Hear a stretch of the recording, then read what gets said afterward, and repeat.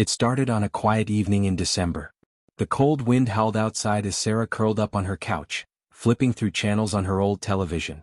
She had owned the TV for years, a bulky relic from the early 2000s that still worked perfectly, until that night.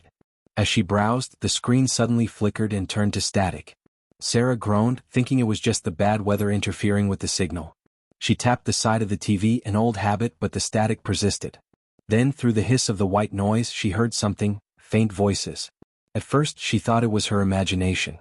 But as she turned up the volume, she realized the voices were real, speaking in a hushed, hurried tone. "Help us, trapped, can't leave?" Sarah froze. She leaned closer to the TV, her heart pounding. "What? Who's there?" she asked, her voice trembling. The static continued, and the voices faded, replaced by a low, droning hum. Suddenly the screen went black. For a moment, the living room was eerily silent, the only sound the ticking of the clock on the wall. Then the TV turned on again by itself. This time, the screen displayed an image, a dimly lit room with cracked walls and a single wooden chair in the center. The camera was shaky as if someone was holding it, but no one was visible. The room on the screen looked old, abandoned, and unsettlingly familiar. Sarah's stomach churned. She realized it resembled her basement. Before she could process what she was seeing, the camera began moving, descending a set of stairs.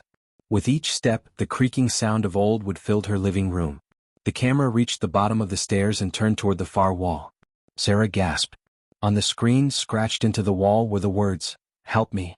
Her breath quickened as she glanced toward the door leading to her basement. It was closed as always, but now it seemed ominous, like a portal to something dark and unknown. Suddenly, the camera on the screen jerked as if dropped, and the image tilted. A shadow passed across the frame, a tall figure, hunched and unnatural, with long, spindly arms. The screen flickered again, and the figure turned, its hollow eyes staring directly into the camera. The TV turned off abruptly, leaving Sarah in complete darkness. She sat frozen, clutching the edge of the couch, too scared to move. Her mind raced with questions. Was this a prank? A glitch?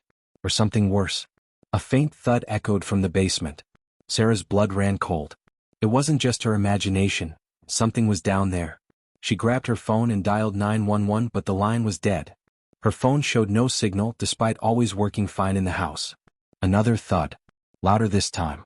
Gathering her courage, she grabbed a flashlight and a kitchen knife before approaching the basement door. Her hands trembled as she reached for the doorknob. She turned it slowly, and the door creaked open. The staircase descended into darkness, and the air was damp and cold. She shone her flashlight down the stairs, illuminating the narrow wooden steps. "Hello," she called out, her voice shaky. "Is someone there?" No response. Taking a deep breath, she stepped onto the first stair, then the next. Each step groaned under her weight, the sound echoing eerily. When she reached the bottom, the beam of her flashlight swept across the room. The basement was empty, just as it had always been, old shelves lined with tools and boxes, a musty smell lingering in the air. But then her light stopped on the far wall. The words "Help me" were there, scratched deep into the plaster, just as they had been on the screen. Her heart pounded as she approached the wall, running her fingers over the jagged letters. A soft whisper came from behind her. She spun around, her flashlight flickering. In the corner of the room stood the figure from the screen, its spindly limbs contorted, its head tilted unnaturally to one side. Its hollow eyes seemed to glow in the darkness. Sarah screamed and stumbled backward, dropping her flashlight. The beam rolled across the floor, casting wild shadows on the walls. The figure moved closer, its steps slow and deliberate. Suddenly, the TV in the living room turned on again, flooding the basement with a faint glow of static. The figure paused, its head snapping toward the sound. Sarah took the chance to run, scrambling up the stairs and slamming the basement door behind her. The TV screen now showed her living room, filmed from an impossible angle, as if someone or something was inside the house watching her. The whispering returned, louder now, a cacophony of voices overlapping. "Join us, trapped forever? No escape?" Sarah yanked the TV's power cord from the wall, but the screen stayed on. The whispers grew deafening, the static blinding. She backed away, clutching her knife as the screen went black one final time.